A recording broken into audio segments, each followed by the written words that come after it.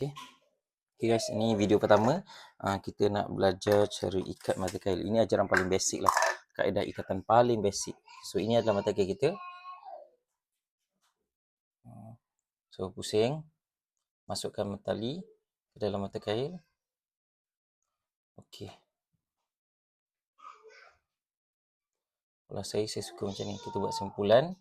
Kemudian kita pilih 1, 2, 3, 4, 5, 6, 7, 8.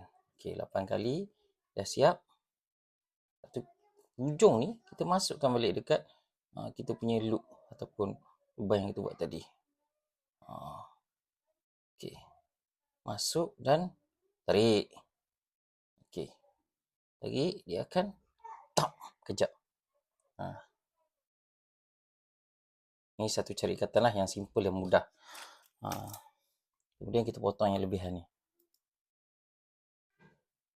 Okey. Dah siap untuk ikat mata kail kita.